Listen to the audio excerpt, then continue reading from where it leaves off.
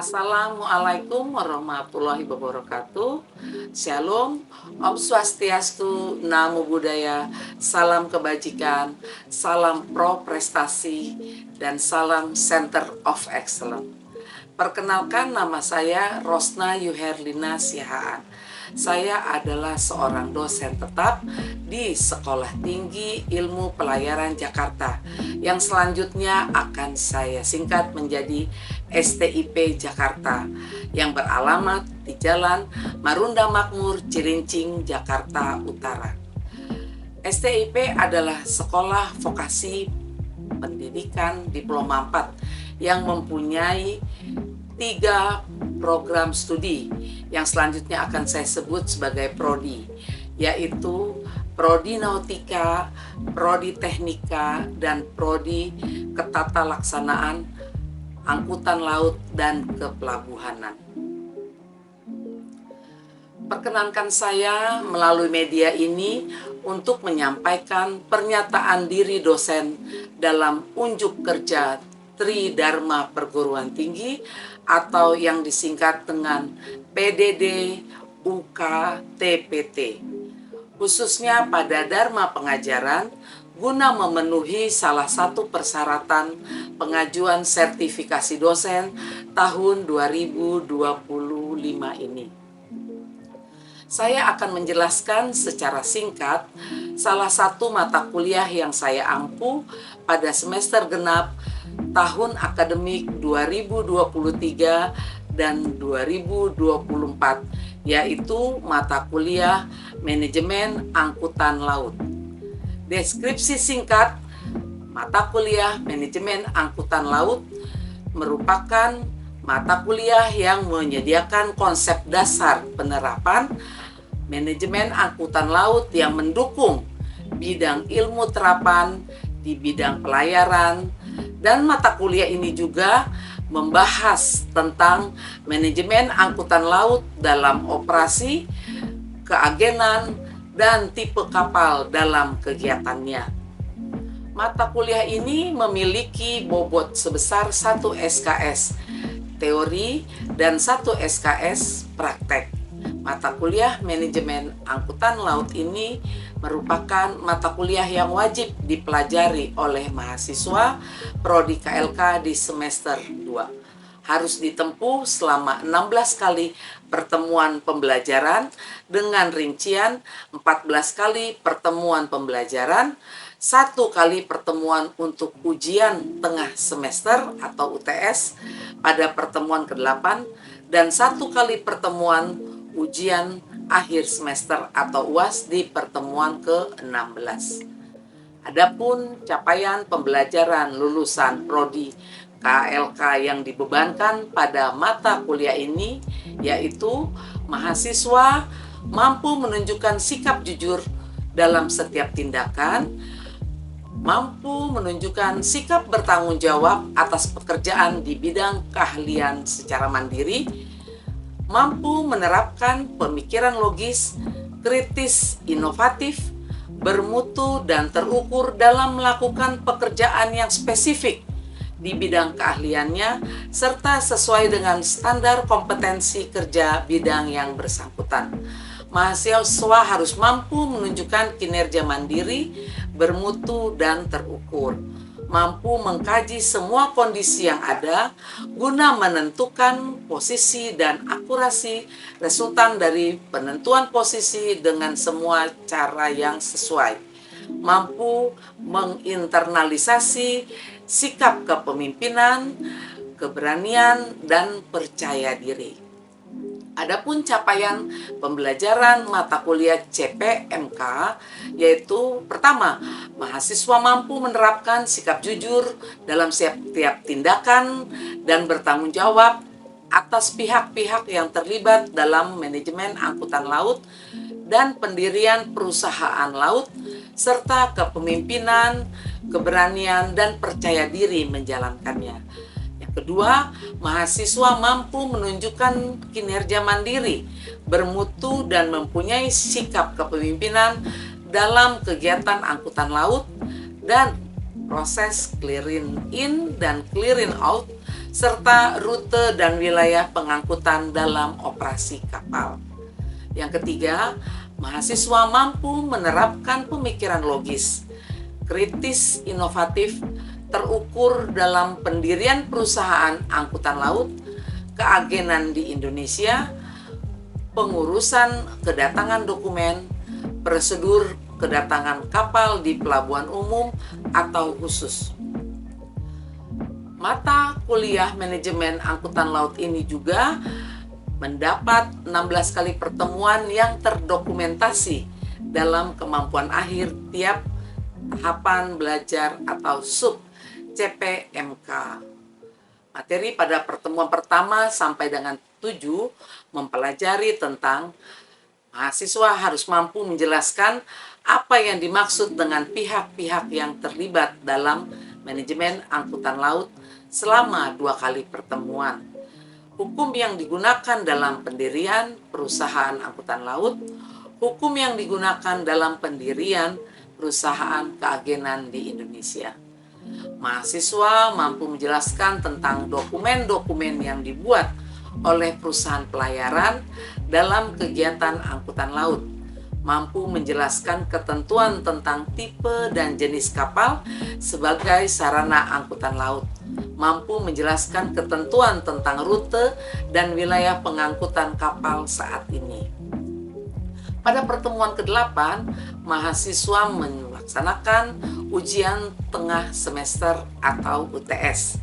Selanjutnya, kemampuan akhir tiap tahapan belajar atau sub CPMK pada pertemuan ke-9 sampai dengan ke-15 adalah mahasiswa mampu menjelaskan apa yang dimaksud dengan tipe dan jenis kapal sebagai sarana angkutan laut. 10. Mampu menjelaskan proses clearing in, clearing out dalam operasi kapal, ketentuan peran otoritas pelabuhan di Indonesia. Mahasiswa mampu menjelaskan tentang instansi pemerintah yang terkait dengan pengurusan kedatangan dan keberangkatan kapal. 12. Mampu menjelaskan tentang dokumen yang dibutuhkan dalam pengurusan kapal tiba atau kapal berangkat di pelabuhan. Ke-13, mahasiswa mampu menjelaskan tentang prosedur kedatangan kapal di pelabuhan umum ataupun khusus. 14, mahasiswa mampu menjelaskan tentang dokumen-dokumen kapal ataupun anak buah kapal yang sudah tidak berlaku lagi atau expired. Ke-15, mahasiswa mampu menjelaskan tentang undang-undang dan peraturan dalam keagenan kapal laut di Indonesia. Pada pertemuan ke-16, mahasiswa melaksanakan ujian akhir semester atau UTS. Metode pendekatan yang saya gunakan dalam pembelajaran adalah metode DIA, Delivery Interaction Assessment. Pada delivery adalah bagaimana saya menyampaikan materi kepada mahasiswa sehingga mahasiswa mampu memahami apa yang saya sampaikan. Juga dalam menyampaikan materi, saya menggunakan buku referensi utama berupa buku modul bahan ajar manajemen angkutan laut. Buku ini merupakan hasil penyusunan secara kolaborasi di dalam kelompok dosen pengampu mata kuliah manajemen angkutan laut. Selain itu, saya juga menyiapkan slide paparan yang berisi materi untuk setiap sub CPMK atau setiap pertemuannya. Dalam proses pendekatan selanjutnya adalah I, yaitu interaction. Artinya, dalam setiap kegiatan ada timbal balik komunikasi atau dua arah antara dosen dan mahasiswa untuk membahas materi perkuliahan di kelas. Di sini saya menggunakan sistem pembelajaran SCL atau Student Center Learning, di mana pembelajaran ini menekankan pada partisipasi aktif dari mahasiswa. Adapun teknik interaktif dalam penerapannya, yaitu pada saat penyampaian materi di kelas, saya akan memberikan pertanyaan-pertanyaan kepada mahasiswa agar saya dapat menilai sejauh mana pemahaman dan kemampuan mereka dalam memahami materi yang saya telah sampaikan. Berikutnya adalah pendekatan A atau assessment. Saya memberikan penilaian secara objektif kepada mahasiswa guna mengukur kemampuan dan pemahaman mahasiswa dalam setiap materi pembelajaran yang sudah saya sampaikan sesuai dengan RPS yang sudah saya jelaskan juga secara terdahulu kepada mahasiswa pada awal pertemuan pembelajaran di kelas. Pada pertemuan pertama, saya sudah menyampaikan kepada mahasiswa perihal critical point yang menjadi aspek penilaian penting dalam pembelajaran mata kuliah manajemen angkutan laut.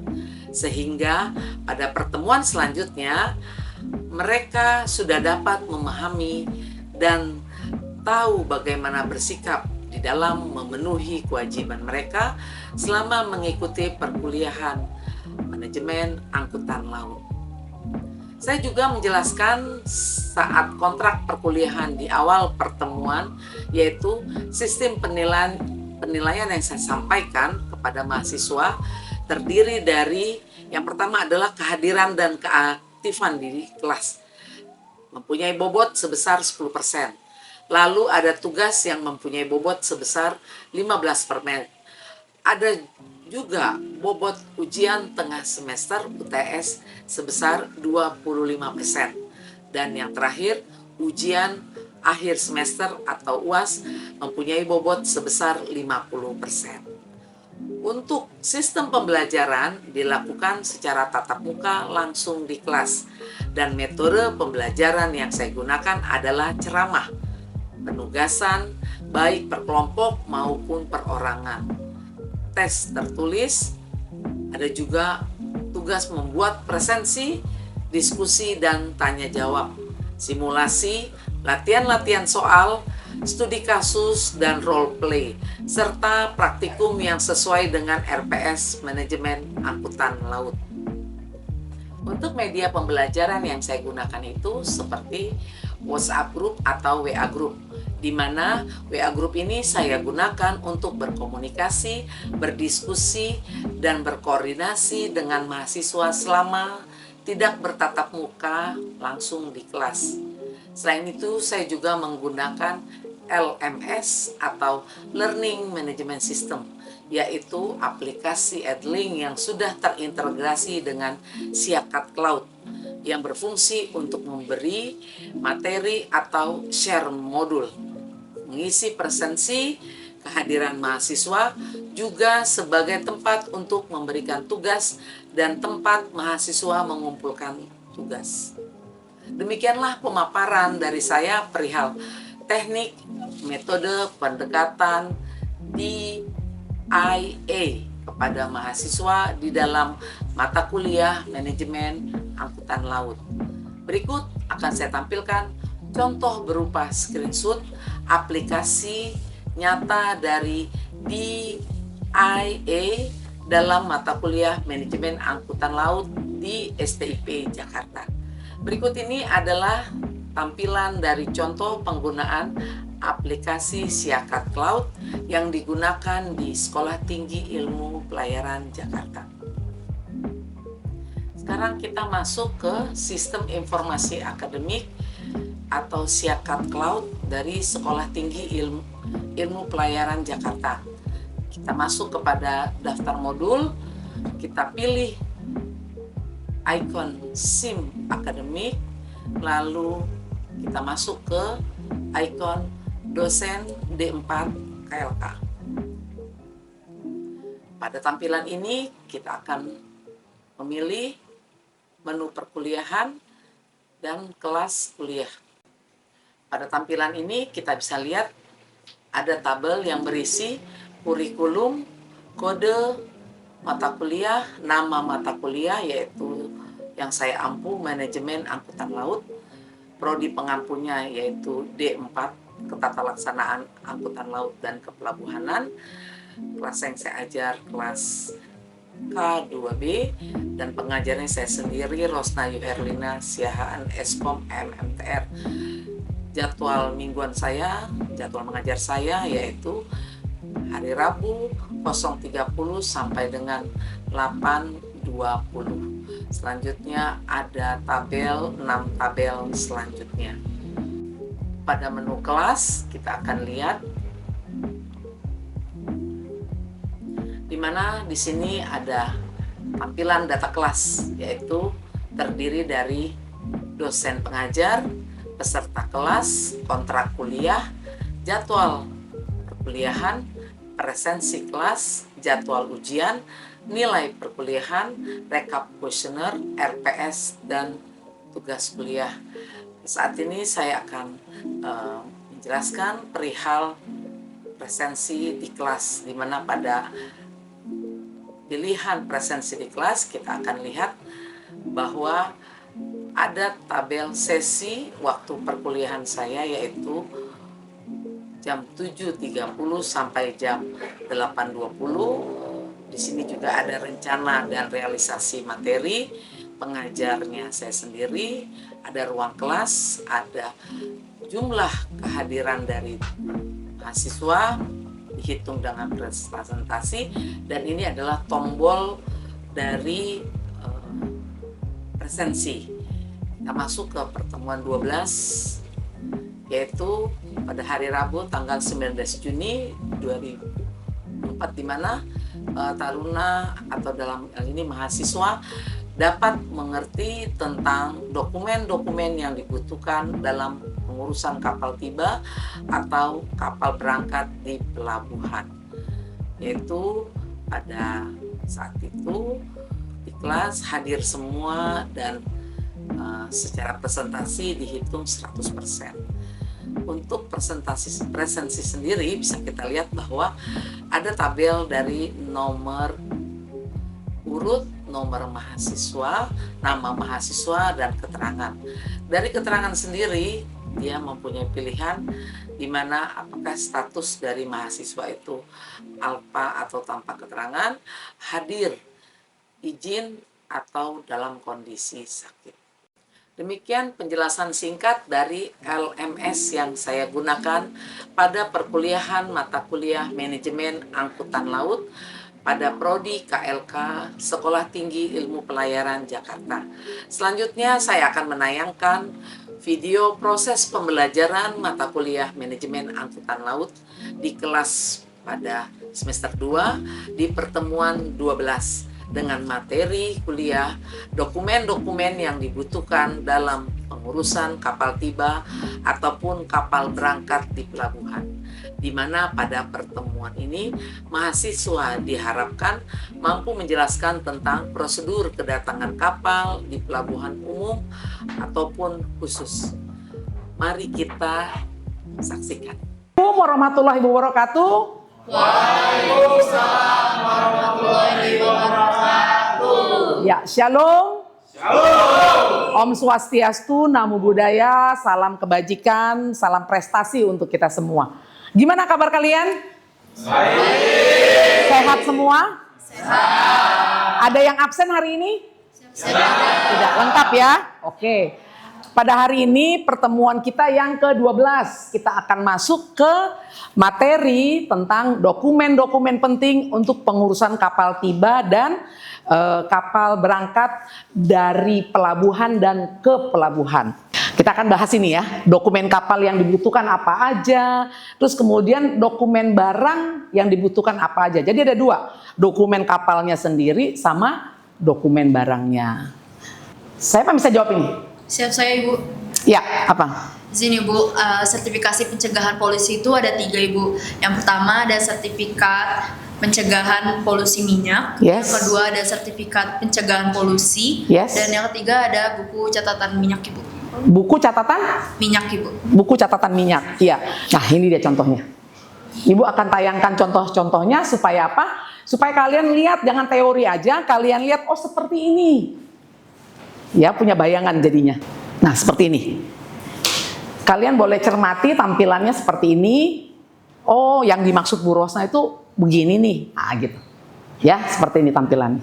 Siapa mau bisa baca dengan cepat? Yang hitam-hitam tebal aja, Bol. Yes. Pertama, dokumen komersial, Ya. kedua dokumen transportasi, Ya. ketiga dokumen bea cukai, dan keempat dokumen khusus. Yes. Nah, inilah dia yang akan menjadi dokumen khusus untuk barang-barang yang berbahaya atau barang yang hidup. Barang yang hidup contohnya apa?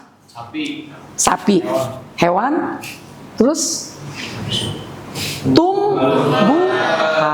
Ya. Next, ini dokumen transportasi utama yang paling utama, yaitu pertama ada Bill of Lading, yaitu siapa yang bisa baca? Bantu. Siapa yang bisa baca? Bantu ini. Yes. Bill of Lading, dokumen paling penting dalam pengiriman laut sebagai yang pertama Tanda terima. yang kedua kontrak pengangkutan, yang ketiga dokumen kepemilikan barang. Ya, makasih Yosafatan. Pengurusan dokumen berangkat, kamu boleh baca Ija. Yang boldnya aja. Pengajuan surat perintah berlayar atau SPB, yang kedua pemeriksaan akhir, yang ketiga penerbitan SPB, dan yang terakhir pelaporan keberangkatan. Yes, makasih Ja. Dah, selanjutnya imigrasi. Ya, jadi instansi pemerintah yang terlibat Sabandar, bea cukai, karantina hewan tumbuhan dengan imigrasi. Jadi ini yang terlibat di pelabuhan. Tadi Bung Angli ya ada bea cukainya ya. Oke. Paham sampai sini? Siapa? Paham? Oke. Apa tuh? CV atau PT ya, sama ya? Terus yang kedua apa? Yang di luar pemerintah, yaitu perusahaan pengelola pelabuhan. Siapa? Pelindo. Iya, Pelindo. Ini perusahaan swasta loh ini. Walaupun dia adalah BUMN, tapi dia bekerja untuk profit oriented. Jadi kalau perusahaan swasta atau perusahaan-perusahaan yang bergerak di bidang perdagangan dan menghasilkan uang itu profit oriented. Ada PT perusahaan ekspor, impor ya, berarti eksim ya. Perusahaan-perusahaan yang melakukan ekspor dan impor, kemudian ada Pelindo. Terus apa lagi? Ada perusahaan TK apa yo? Tenaga kerja bongkar muat. Yes, pintar tadi menjawab. Tenaga kerja bongkar muat. Akan terjadi nggak sih AI ini di dalam pengelolaan pelabuhan? Pasti nggak? Pasti. Yes. Dan ini sudah terjadi di negara-negara maju. Sebelum kesimpulan, Ibu mau kalian menjawab satu pertanyaan. Jenis-jenis kapal apa aja sih yang mengangkut barang, yang mengangkut muatan dari satu pelabuhan ke pelabuhan lain? Ya, bisa kamu tulis nah, di depan. Nih, hapus dulu. Ya. Iya, jenis-jenis kapal apa aja yang saat ini digunakan untuk mengangkut barang maupun dalam bentuk padat maupun liquid. Apa aja? Yang pertama, jenis kapal apa? Yang kedua, jenis kapal apa? Dari pabrikan di luar. Apakah kapalnya akan bersatu dengan kapal penumpang?